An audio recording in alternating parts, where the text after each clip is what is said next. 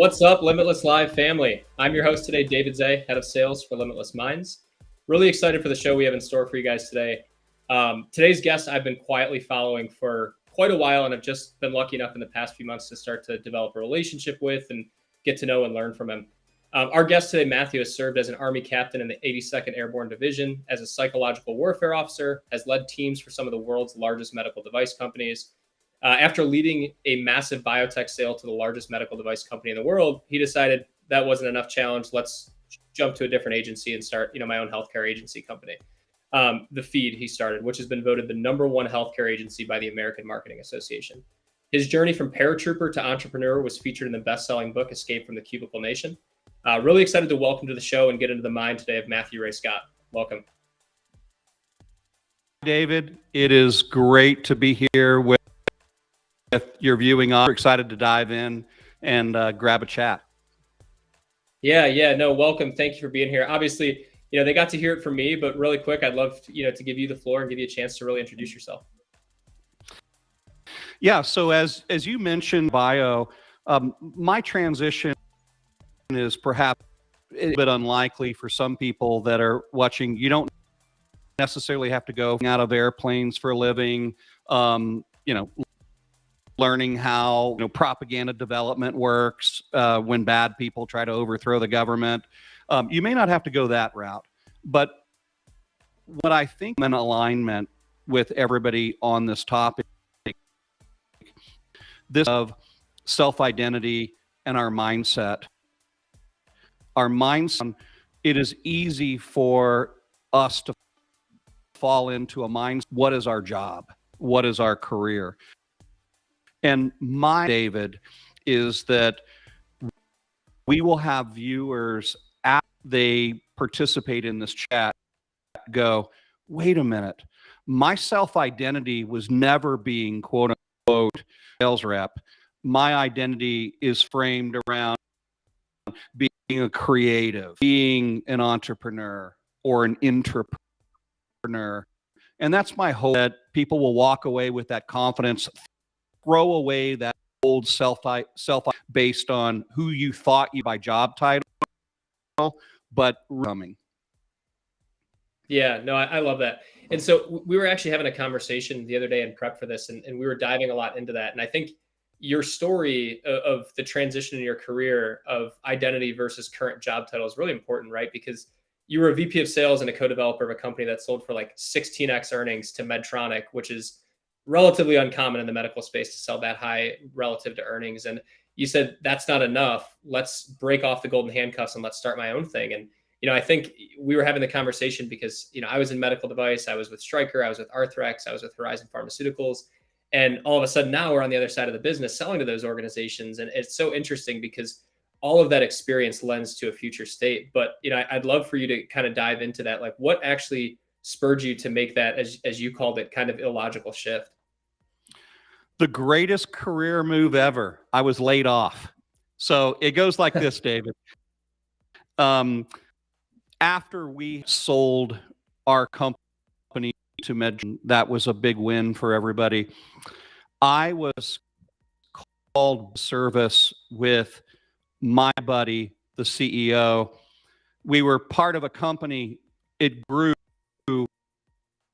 fast, and it grew in this new space of regenerative medicine. And so I had moved from San Diego to full Portland, Oregon, thinking, okay, my transition from, being a VP of sales, I'm going to start. Got called service from my buddy, though. The company ended up folding, and I was laid off. Now, no harm, no foul, because of sales or marketing or marketers or salespeople for a company that does not have a line that is going to impact should be laid off. Yeah, is it ignited me into thinking my entire experience outside of military government service has been in sales.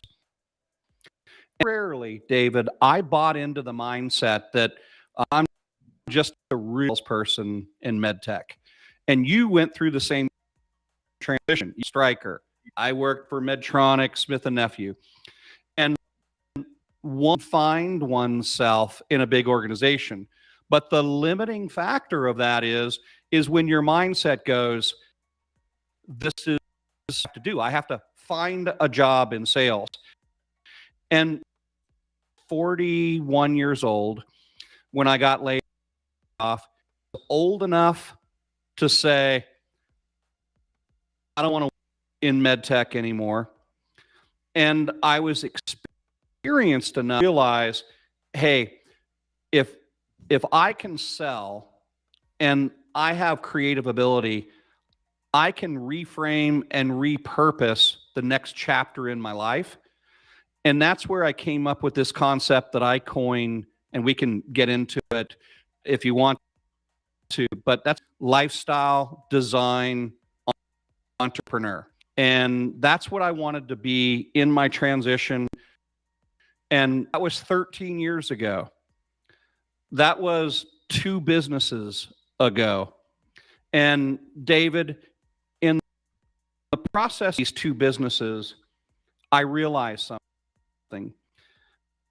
That my coming out of airplanes, getting into the mindset of people, figuring out how people make decisions, being you, David, a sales rep who stands tall in an operating room, gets the stink eye, 172-pound tattooed nurses. That was a preparatory for me to transition into who I was becoming. And so if you're watching this, you and I are in the process of going from here to there, and your mindset should be, how do I accumulate the right experiences that give me the curiosity and the confidence to do what is next in my season of life? Yeah, I love what you said there. I think one thing we talk about all the time at Limitless is curiosity, right? And being curious and asking the right questions. And it's incredible when you're intentionally curious with someone, the amount of information that you can uncover, and also the amount of opportunities that start to come your way, right? Because you start to unpack, you go second level, third level questioning, and you start to have a much more real conversation. You start to uncover more. So no, that's really cool. And I guess what I'd like to hear with your background, right? Leaving the Army, you were a psychological warfare, officer, which that is above my pay grade to even unpack what that means. But why did you land in sales? Like, what was the purpose for that? Like, how did you land there? Yeah, so I was in the 82nd Airborne Division. There was a mentor who left the Army and went to medical sales. And David, he regaled all of us with how much money. I know this seems shallow, but I'm just being truthful. And you received the same that ultimately led you to MedTech. Yeah. There's so much. This is awesome. You get to hang out in the operating room. It's like being without going to medical school. And so I bought into that, and very, very quickly I became successful in sales. Now here's the mindset shift that I know you of all people wearing that beautiful logo. You can relate to where I'm coming from. My whole goal was sell more than everybody else, get promoted as quickly as possible. Don't have to quote unquote sell.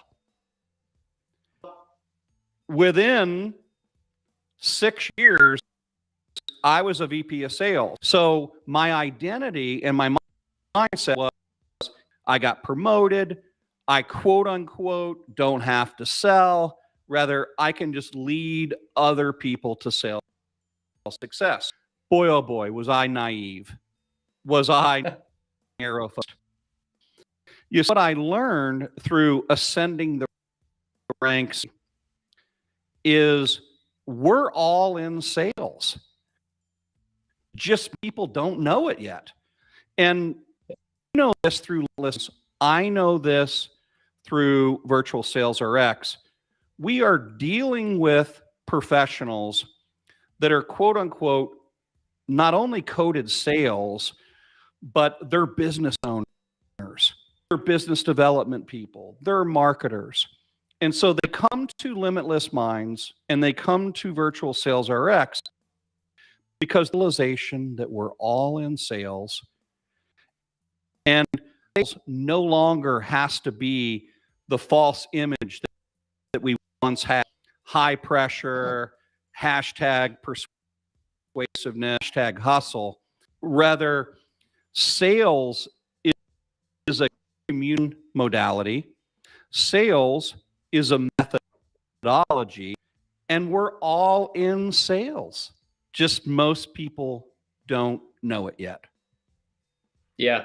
Yeah. No, I couldn't agree more, right? Because regardless of which side of the business you're on, your goal is always evangelizing your product, right? And if you can't get whoever your end user is to perceive that value, whether you're on the clinical side of the business, the marketing side of the business, the sales side of the business, or even if you're a clinician, right? I mean, you still have to sell the end product or the end user. So I think that's a really good way to look at it. And I think it's so common. And I realize we're going down a sales rabbit hole here, which might not be the worst thing, but for some it might malalign. But I think it's so common, as you said, like, I'm just a sales rep, right? And so many people kind of get in that mindset, and that transitions into bad sales calls, right? And lack of preparation for sales calls. And so I think it's really important to like kind of dive into through your transition, which, as you mentioned, was incredibly rapid. Like, you're still having bad days, right? You're still having tough days. You're still getting doors slammed in your face. You're still getting doctors that tell you your product's not very good. You're still getting nurses telling you your product's too expensive. So, from a mindset perspective, how did you show up on those days, right? Like, what did you have to tell yourself? What did you have to do in the morning? What was your routine? Like, tell me the secret sauce for how you got through the bad days. The good days are easy, right? Yeah, I'm getting ready to share with you as to my answer. It sounds simple, but it's not obvious. I made the decision that I was going to give away my best free, and I made the decision that I was the most generous salesperson that they've ever seen. Now, let me tell you, does not mean I never did. I never give away stuff for free. So that's the issue people have with being generous. My definition of giving away my best ideas for free is that certain post-COVID, here is what's changed. We thought that COVID was about prospects that may want or need your products, or that they went into social isolation. Something else happened during social isolation. Me, you, Jake, the State Farm agent, pharmaceutical reps, the soccer club, you and I showed up in the inbox of prospects, and they quickly became overwhelmed. And here is what has not changed since COVID. The price that you and I and our viewing audience pays for being boring: indifference. Your competition is not who you think it is. Competition is indifference in the amygdala. Therefore, I will not give you the time of day.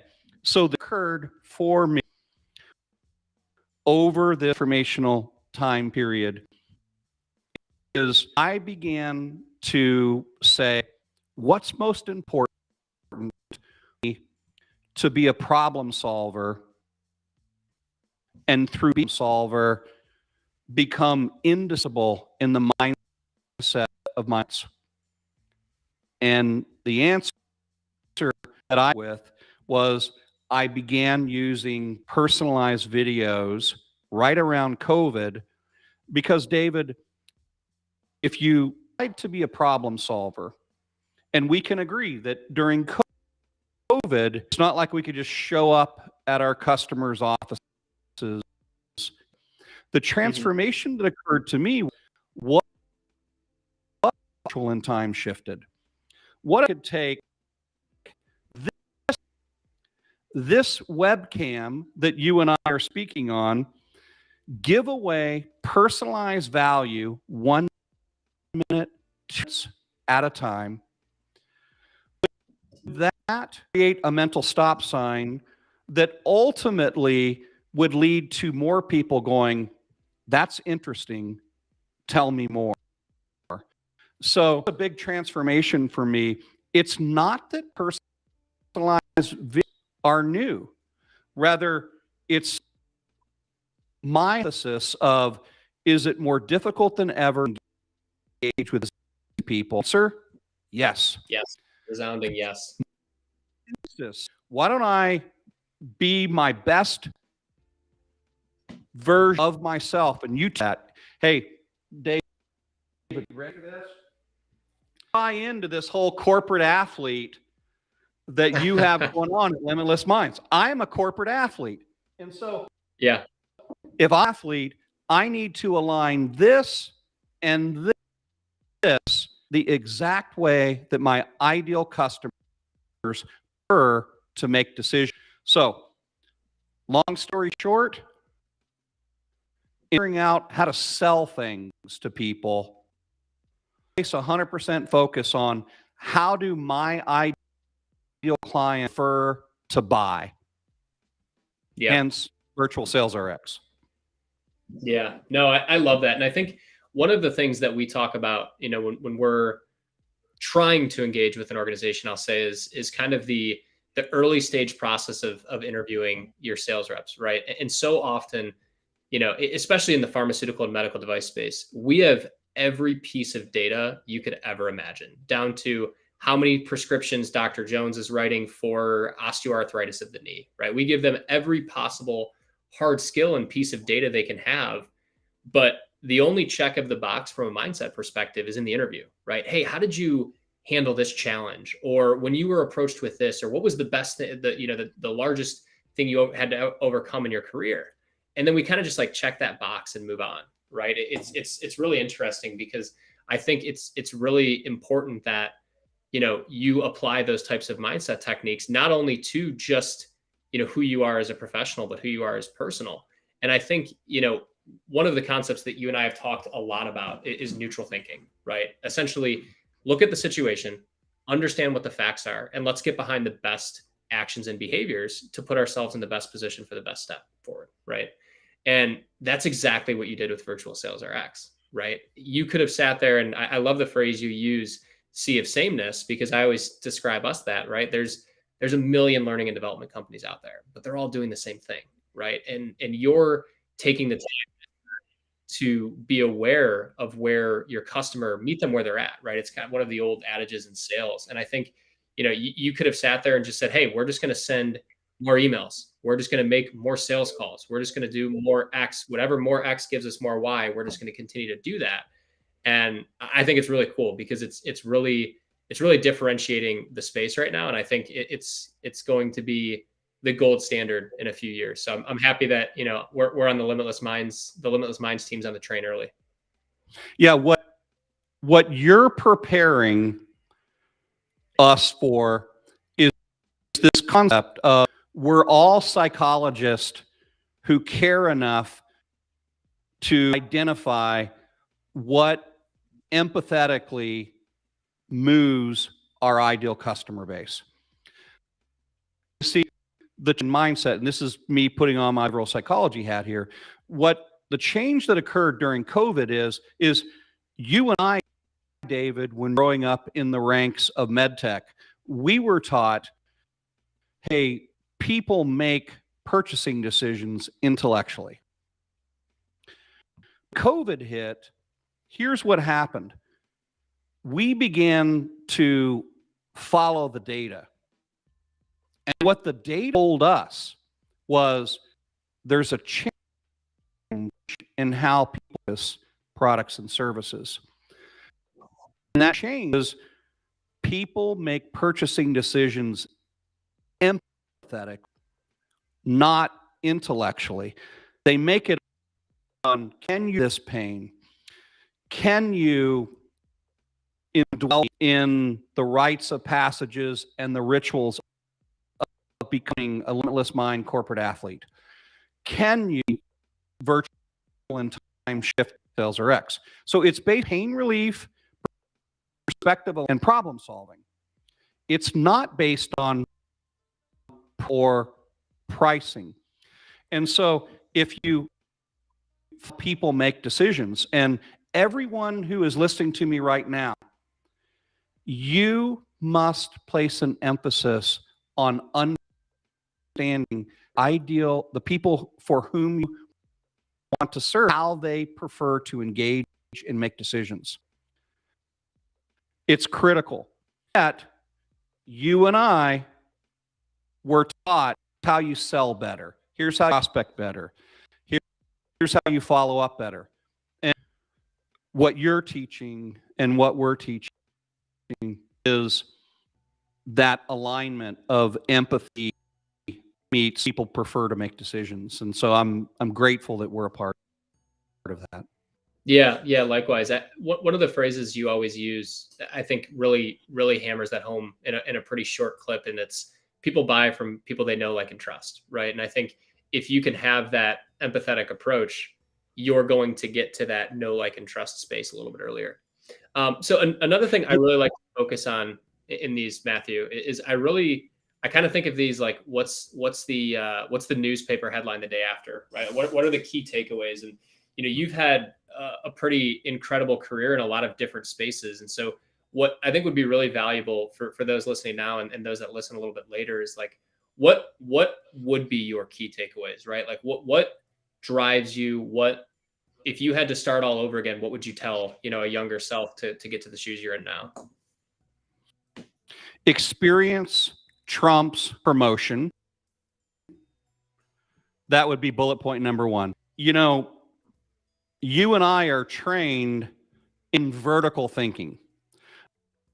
Vertical thinking goes like, mom and dad worked really hard so that you and I could go to college. And then we are expected at the ripe age of 18 to know exactly what we want to do with the rest of our life, pick a degree choice, and that's going to define our career, which is ridiculous. And then from there into a field that typically is aligned with our degree. What I would tell my younger self, for those, experience always trumps promotion. Because when you and I acquire experiences, fill in the blank, how to blank, learn how to sell, how to learn how to listen, how to learn to deal with international clients, the how to listen. And so that's my first headline. My second highlight or headline, David, is better is not better, different is better. Now, here's what that means practically. The world is not for another generic you. Seemingly fits into the sea of sameness. The world is looking for a different you. Better is not better, different is better. And love that.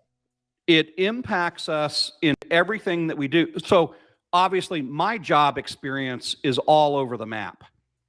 Now, the traditionists will go, well, Matthew doesn't know when he grows up. The experience factor in Matthew Scott is, oh, you're wrong. I'm just figuring out who I'm becoming, and I'm goal sets at each step of the way, and I'm a better version of me, long confines or labeling of I'm just a marketer, I'm just a sales rep. I strip to become what my jargon is. I want to be a lifestyle design entrepreneur. And to do that, I have to have a variety of experiences and skill sets. So those are two quick headlines for you, David.